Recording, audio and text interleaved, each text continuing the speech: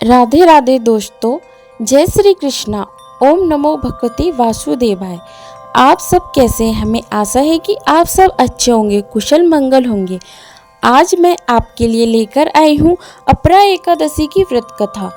एक समय की बात है, युधिष्ठिर महाराज ने भगवान श्री कृष्ण से पूछा कि हे माधव, ज्येष्ठ माह के कृष्ण पक्ष में आने वाली एकादशी का क्या नाम है तथा इसका क्या महत्व है, मुझे विस्तार पूर्वक बताइए।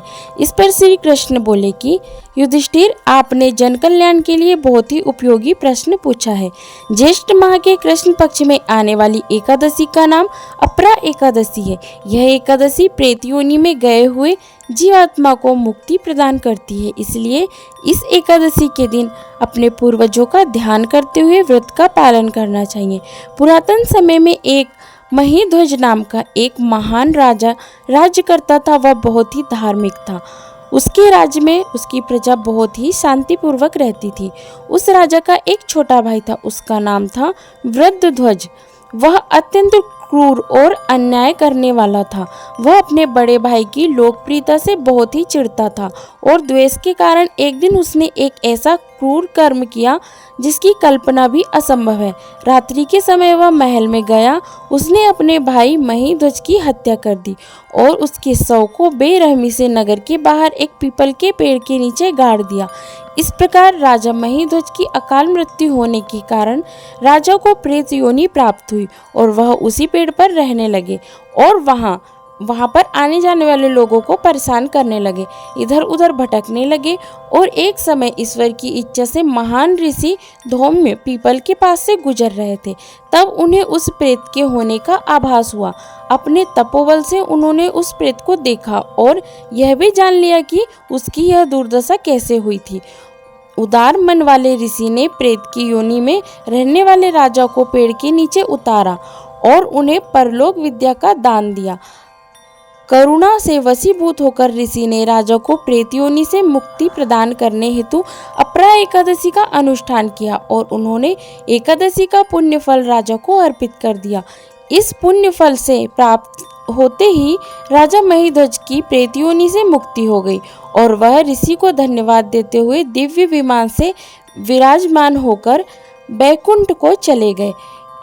कथा समाप्त करते हुए भगवान श्री कृष्ण कहते हैं कि हे युधिष्ठिर, जो भी व्यक्ति अपरा एकादशी का श्रद्धा पूर्वक व्रत करता है और निष्ठा पूर्वक पालन करता है, वह असीम पुण्य सिंचित कर लेता है। यह एकादशी ब्रह्म हत्या, भ्रूण हत्या, धन संचय के लिए शास्त्रों का अध्ययन, गुरु की निंदा आदि पापों से मुक्ति प्रदान करती है।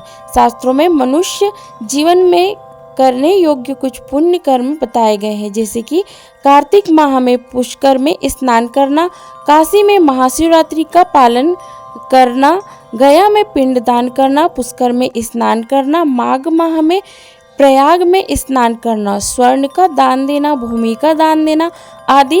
वर्तमान समय में जो व्यक्ति यह सब पुण्य कर्मों को नहीं कर पाता, वह इन सभी का फल अपरा एकादशी का व्रत और पूजन करके प्राप्त कर सकता है। जो भी व्यक्ति अपरा एकादशी का व्रत का पालन पूरी निष्ठा पूर्वक करता है, वह सभी सुखों को प्राप्त कर लेता है। बोलो विष्णु भगवान की जय।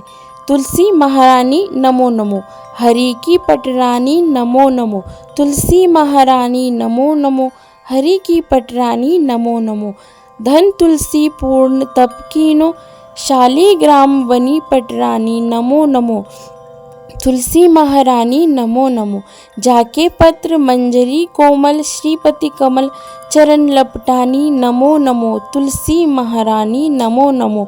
धूप दीप नैवेद्य आरती पुष्पन की वर्षा वर्षानी नमो नमो, तुलसी महारानी नमो नमो। 56 भोग 3600 व्यंजन बिन तुलसी हरि एक न मानी नमो नमो, तुलसी महारानी नमो नमो।